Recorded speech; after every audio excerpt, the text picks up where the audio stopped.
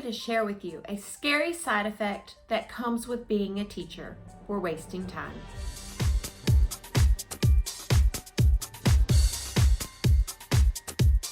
Hello everyone, welcome to my channel, or welcome back to my channel. I'm Allie Mack and I am a teacher, and I'm here to inform you of the scary dark side of being a teacher. In this video, I'm going to share with you statistics and facts and opinions of how being a teacher or joining the teaching profession can change you in a negative way. Now, the point of this video is not to scare anyone, but I want everyone to have all the facts about what they're getting into before they make that leap and decide that this is going to be their career. So let's go ahead and get to the video.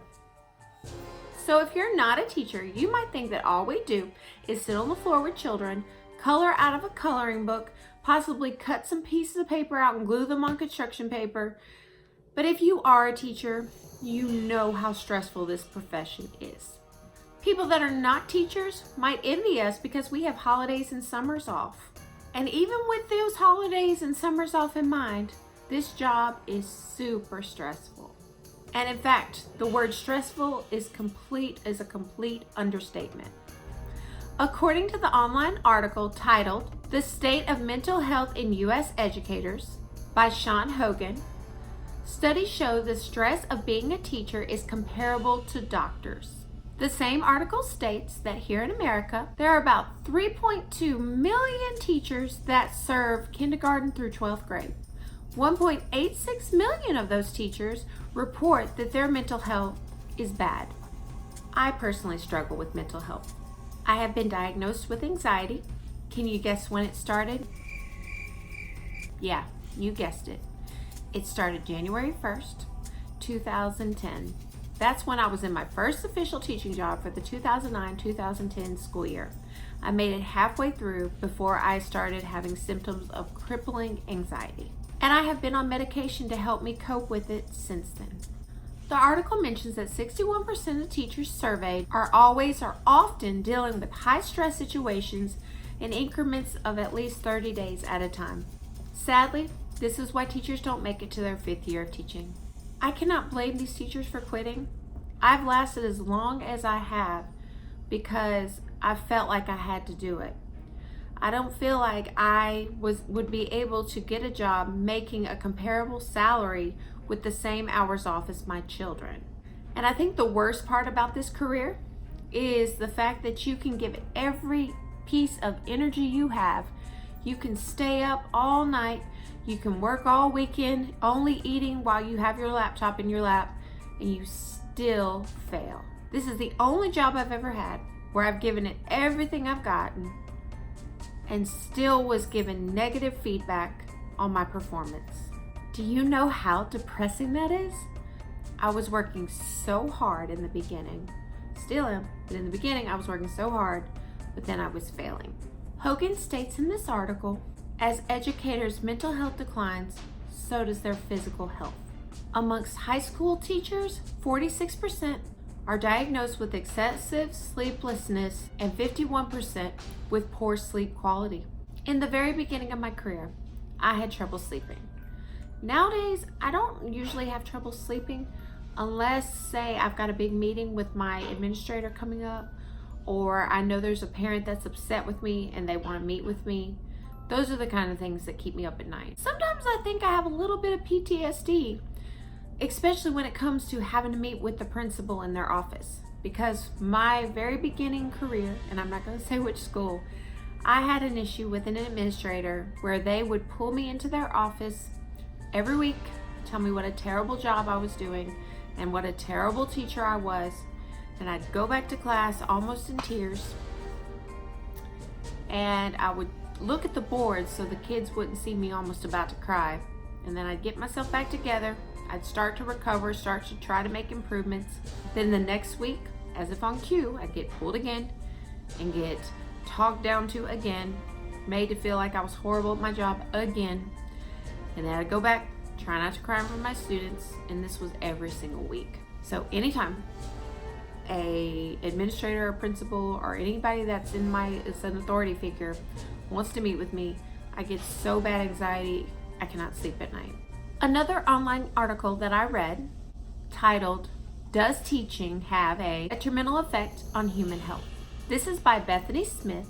She reported that a recent survey found that nearly 50% of teachers are struggling with mental health, which is very similar to the findings in the previous article. I am one of those teachers she is talking about that suffer with mental health. In this article, Bethany Smith interviewed 5 teachers to report their mental health, and almost all of them reported that they started the job wanting to change the world one student at a time.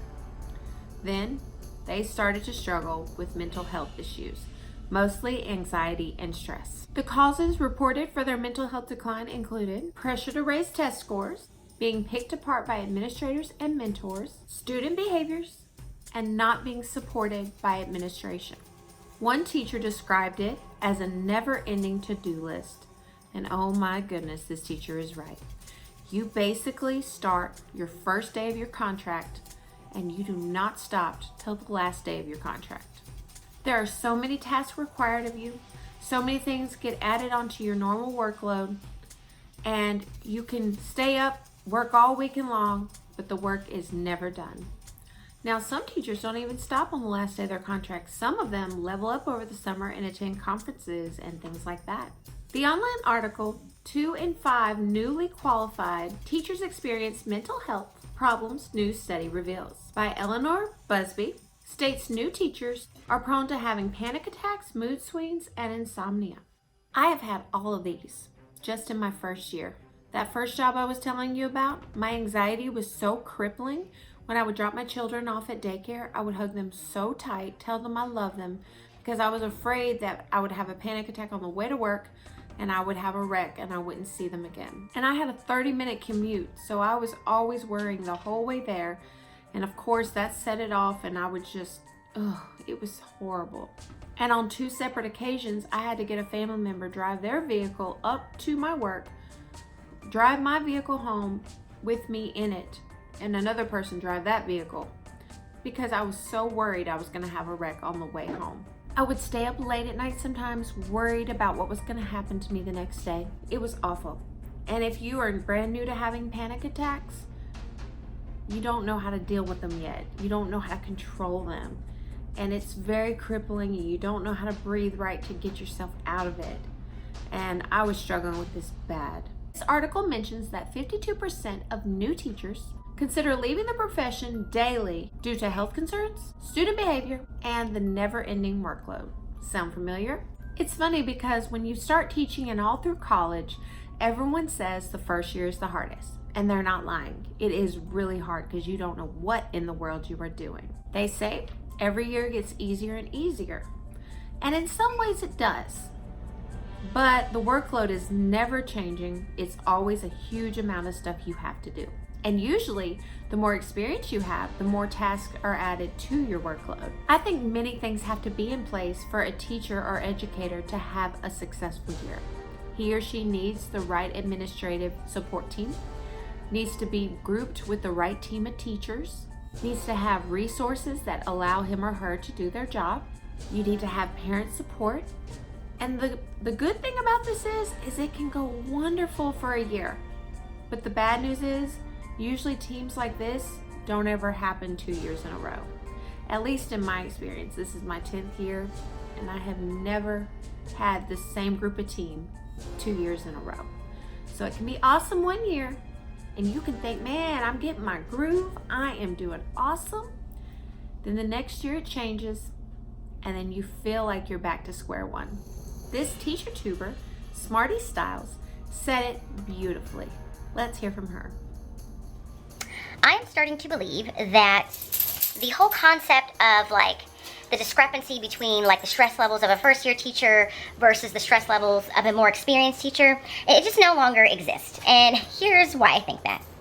People talk about your first year of teaching, it's going to be your most stressful year, and you're just going to be so overwhelmed, and you're not going to feel like you know what you're doing the whole year, and you're not going to know if you're coming or going, and then it's going to get better once that first year's over.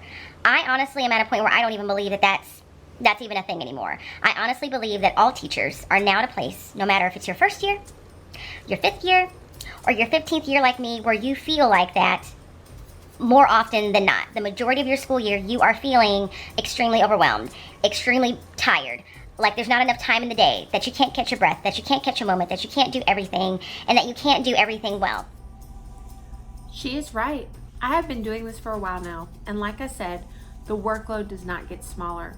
In fact, the more experience you have and the longer you are at a school, your workload gets bigger.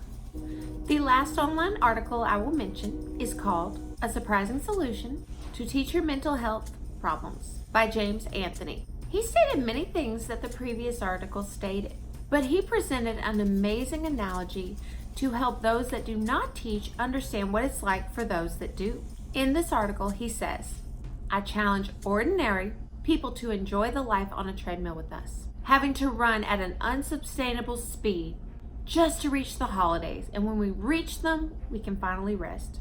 And then it starts all over again until the next holiday. A life spent repeating this exerts a pressure like nothing else.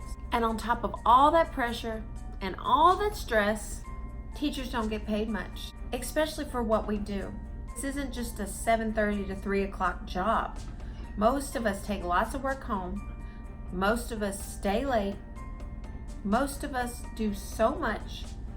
And the more teaching communities I'm part of and join, I see that more teachers are starting to take on second jobs just to be able to take care of their necessities. Not to mention, it's not uncommon for teachers to buy supplies for their classroom out of their pockets. I'm going to show you a quick video clip from Katrina Marie on why she quit teaching. She's another YouTuber. When I was in the staff room last week, I sat there and I thought, do I want to be paid to do this? Without even a second of thought, I said, in my head, obviously not out loud, but I said no. Like, I don't even want to be paid to do this job. So that was just... So she brings up a good point. She doesn't even want to get paid to do this job. That's kind of sad and scary. I must admit, early in my career, I used to have fantasies that I could be shoveling horse poop versus teaching the kids that I taught. Now that's pretty bad. You would rather go out on a farm, hot day, and shovel horse manure. Yeah, I would have rather done that. To summarize this video, I did not want to depress you or scare anyone, but I wanted to give you some things to think about. What teachers do is very hard work and very stressful on our minds and our bodies. Not to mention there's a shortage in teachers, which is making our jobs even harder. But it is so hard to keep good teachers because of the conditions some of us are forced to work under. And I hate to say it, y'all, but loving children is not a good enough reason to want to join this profession. You must have patience, you must be organized, you must have a tough skin, take criticism and disappointment well. You must be willing to work long hours. You must be willing to work with parents that are supportive and not supportive. You must be able to channel all your energy into what is important, and that is teaching children. You need to get through all the mess that comes with this profession and want to see that light bulb moment. You want to see that child learn that skill and be proud of themselves for the work they've done. You must want that. And unless you want that, this is not the job for you, because none of the other mess that comes along with it will be worth it. But if you want to see that child light up and see their face glow because you taught them something, you want to see that passion from what you did, what you inspired, this is the job for you. I want to add that even though 50% of teachers tend to suffer from mental illness, there's another 50% that does not. So I plan on making a video in the near future on all the positive things that come along with this profession, because there is way more of those than this video. I hope this video did not... You know what, Cookie? Come here. Gotcha. Okay. She was scratching the furniture. If you found this video helpful, please like, share, and subscribe. Do it for Cookie. Come on, you know you want to subscribe because you might get to see this cute little kitty. You know what we do in our house whenever someone's bummed out? We hand them a cat. Yes, we do. We hand them a cat. Please comment below what you do to relieve stress. I have a few ideas for myself, but I would always like to hear more. And as always, Thank you guys so much for watching.